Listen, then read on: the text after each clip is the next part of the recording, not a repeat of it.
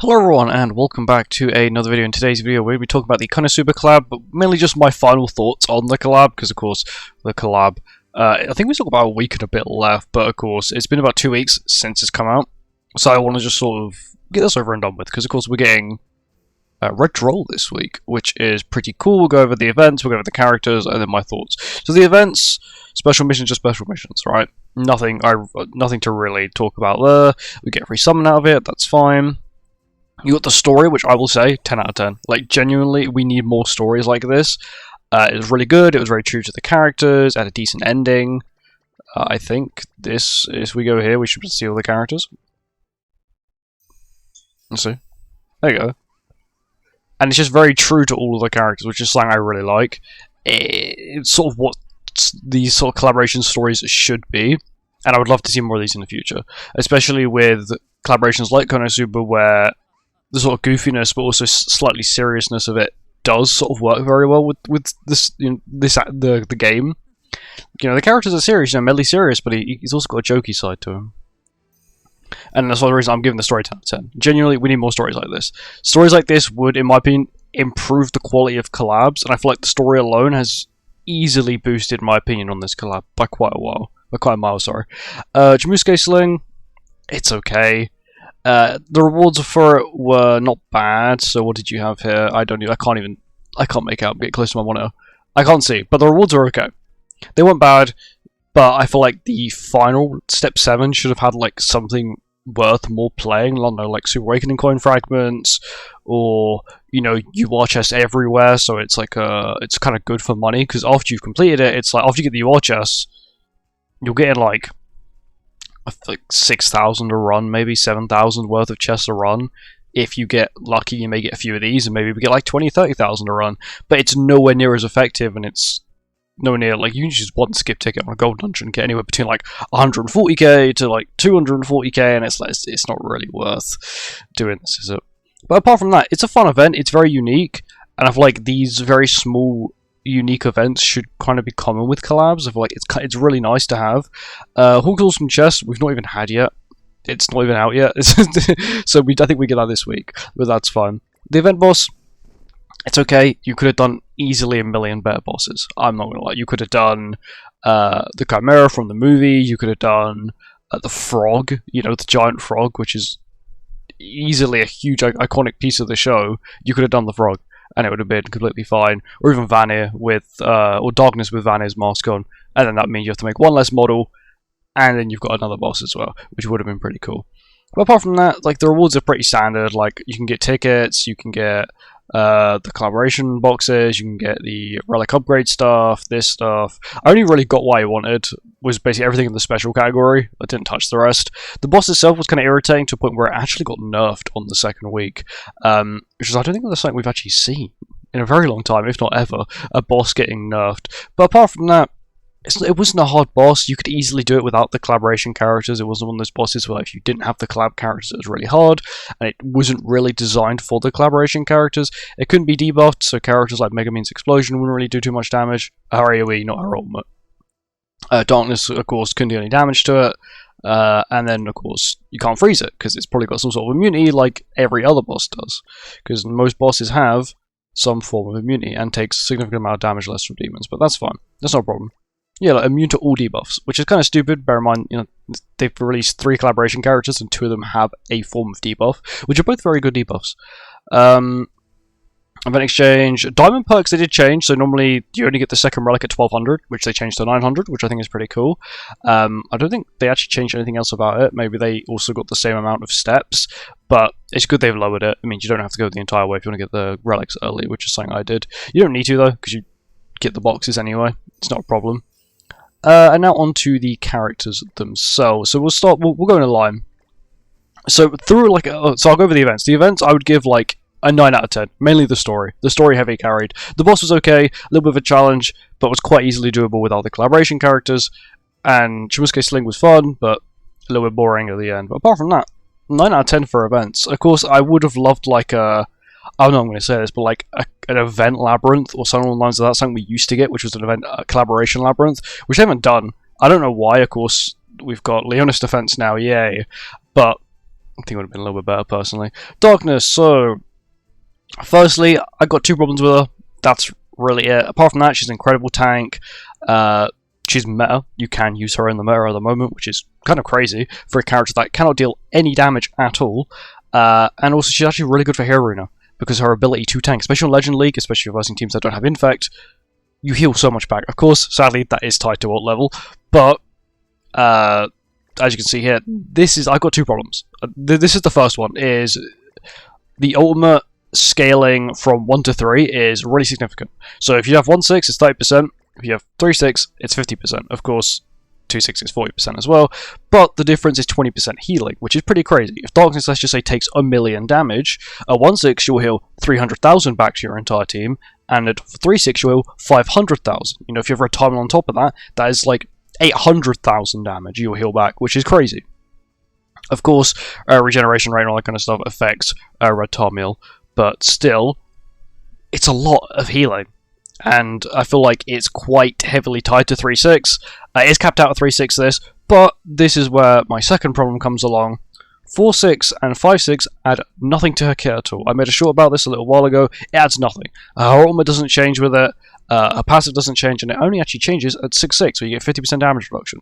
And in my opinion, I don't know, maybe make it like... okay, she doesn't get anything with her passive. Fair enough. But at least make it so 4-6 and 5-6 add something to her kit. I don't know, a 10% defense boost, and then a 20% defense boost. And then this is just the damage reduction from the passive. Fair enough, you know, it adds something to the kit. But she has the only ultimate in the entire game, of all of Grand Cross, where the ultimate adds nothing to the character but CC. There is no ultimate in the entire game. You can check every character in the game. There is no ultimate where it adds nothing. You know, normally it would add a little bit of damage, or if it's healing, it would add more healing, or more defense if it's like a late. It adds nothing, which is the reason why I would love to give her a 9 out of 10 in terms of like rating. You know, they've kept her very close to the anime. The personality is very close to the anime. Like, if you go to here, like they've put a lot of thought into this collab and wanting it to be so close to the anime, which is why I like, you know, the characters themselves are very well put together in terms of how they present themselves, their personalities in the game, because some of them you think, okay, doesn't really feel like that. I'm not like Shadow doesn't really feel like Shadow. He's not as cool as he is in the anime. I know it's kind of hard to portray that, but all these collaboration characters are as goofy as they are in the anime, so if they can do goofy, they can do cool. The outfits themselves, once again, pretty true to the character. This has no actual link to the anime, but it's a decent outfit, and it sort of fits Darkness. You've got the La Latina outfit, which, if you watch the anime, you know who that is. And then this one, which is actually probably my favourite outfit for her, because it still fits her colour scheme.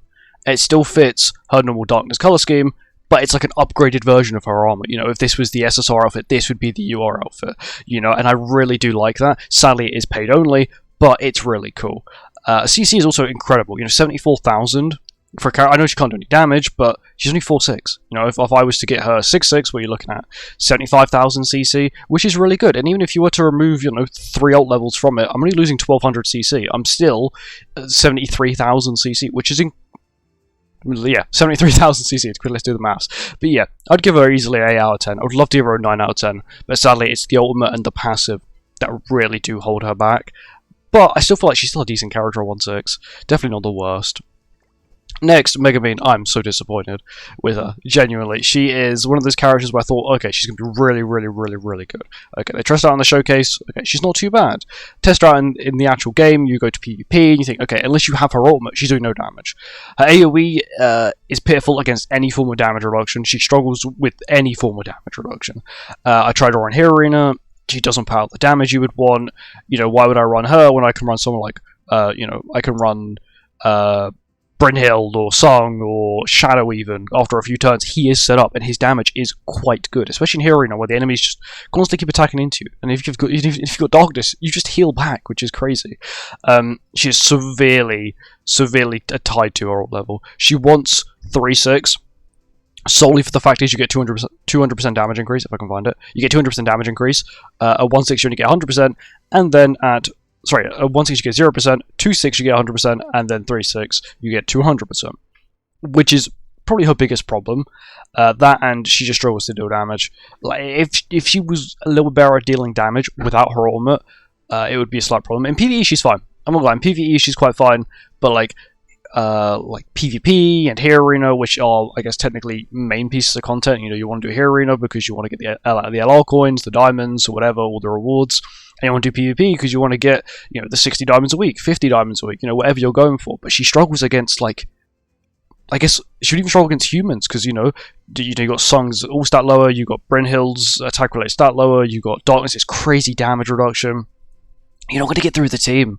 They're just too much bulk. Of course, she does have stance removal, which is, of course, one of her biggest parts of her kit. You know, she can stance removal Scald and Darkness, but she's got to survive a Scald hit to do that, and she may not survive a Scald hit. Her stats, once again, are not the worst. Actually, we didn't even look at Darkness stats. We'll have a quick look at Darkness stats. Of course, she's not got good attack-related stats, but that's made up for it with 168% crit defense and 132 crit resistance, which are both incredibly high stats. She hasn't got high lifesteal, but she doesn't deal damage, so that's not a problem. And she doesn't have high pierce rate. Once again, she doesn't deal any damage, so it's not a problem. Megumin has got a decent set. This is with HP defense at the moment, so 253 is really good. She's got like what you would call like your average DPS stats. That is what I would call your average DPS stats. Sadly, she's just tied to 3.6. Her CC is really good though. You're looking at about 75,000 CC if you have her 6.6, which isn't bad.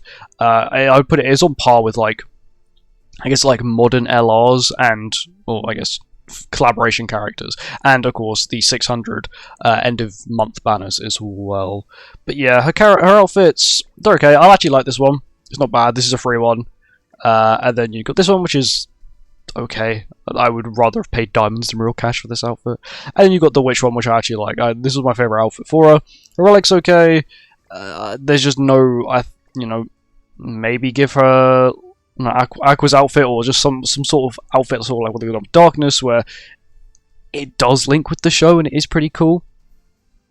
And then, oh yeah, sorry, let me actually rate her. I'd give her a 7 out of 10. It's just, her performance isn't good in the places where I would expect it to be good. You know, 4-man Hero Arena, you'd expect huge damage turn 1. Well, no, why would I do that when I can run Sung, who is an older collaboration character, who's got Infect, he's got weak point, he's got death damage, he's got stat lower, he's got basically everything you would look for in a character, and he's got really good turn 1 damage. Sadly, she doesn't have that. Of course, you can push her ultimate turn 1 and argue, well, I can push her ultimate and then get big damage, but then she's drained, and then you have to wait at least 2 turns to get it back. So you've got 1 turn of getting her ultimate again, and then 1 turn of actually playing her ultimate. I guess technically you can play the skills after you play the ultimate, but still, it takes up a skill, which, you know, you can only play 3 of.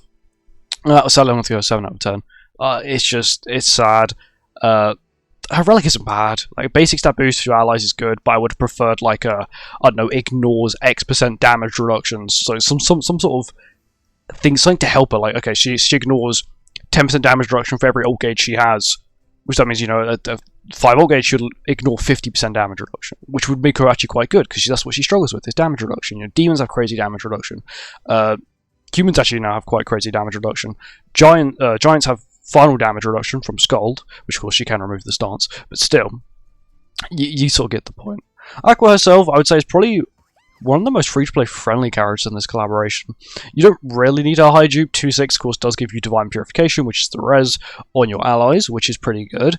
And of course, you can get that as well, which is an all-star boost. I'm pretty sure that's only for Aqua though, which isn't bad. Her stats, I don't know why on earth they've decided to give her 13% crit chance, 28% crit resistance, but 328 crit defense.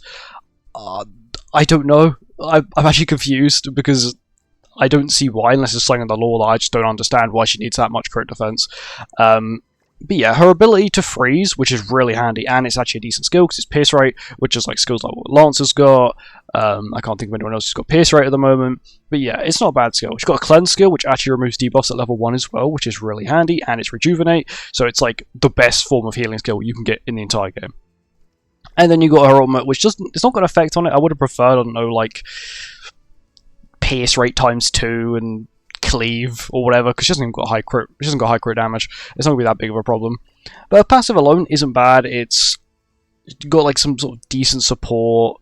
The healing's nice because you get the res. Her res isn't tied to the ult level. Like if you've only got a 1.6, you still get the res, which is good. The only thing you do miss out on is slight damage reduction, but it only lasts for 2 turns. So you're only missing out on like 2 turns worth of very slight damage reduction, which isn't much. But yeah, not bad as a character overall. PvP she's okay in. She's actually just quite a good goddess. We needed another goddess, because I'm not gonna lie, there's not many to pick from in the game, and Aqua was just a very nice thing to have, and I do sort of want in the future more characters like this, more characters that expand the race categories, especially the more niche ones like goddesses, which don't really have too many to them. Outfits wise, you've got this outfit which looks like I forgot her name from the anime. She's the other goddess that like Aqua doesn't like. Axis goddess, I think her name is Axis something. But yeah, I like this one. The Halloween one, once again, this collaboration did come out near Halloween, so it does make sense, and I like it as well. And you got this one which sort of suits the, I guess, the darkness and Aqua combo sort of thing, which isn't bad. Apart from that, generally not a bad character. I'd give her a 9 out of 10. She's actually probably the best character in this collab if I had to go off of ratings. Then it would go darkness, then it would go Mega Mix. She's just so level heavy, and her damage is pitiful. She doesn't do her job very well as a DPS unless you've got the high dupes. You know, Darkness, you could argue, even at low dupes, she's still quite good at her job as being a tank. Even at 1-6, she was still getting a decent amount of healing compared to, you know, Megumin, who sort of 1-3-6 to put out a half decent amount of damage, and that's only with her ultimate. But overall, I'm probably going to give the collab like an 8 out of 10. I would love to give it a 9 out of 10. It's one of my favourite animes ever, but it's just, I feel like they created these characters, and then later on there's going to be a solution. You know, normally what you do is you create a problem, so for example Rat, and then you create the solution, Blue Valenti, later on. But I feel like what they're going to do is create the solution now, and then create the problem later on, and then what you're going to end up is, oh well, people need these collaboration characters to do this content, they'll bring them back. Sort of like, I guess it was sort of like Albedo, because she was just really good for everything. She's broken for literally everything. You don't have Albedo? Oh well, you know, I think at the end of last year they showed like most used characters in certain content, and like Albedo was at the top for all of them because she's just that broken. But apart from that, I enjoyed this collab, and I'm more than welcome to see more like this. You know, the characters were very true to their nature. Windscreens were always really good. The ultimates were really nice. Darkness's one had Kazuma in it. Megumin had everyone but Darkness in it, because of course she has 2 ultimates. She's got Drained, and then she's got her actual ultimate as well. And then Aqua's ultimate, it's okay, it's very true to the character, and I'm okay with that. But anyway, thank you for watching. Let me know your thoughts on this collaboration in the comments, and I'll see you guys next time. Goodbye.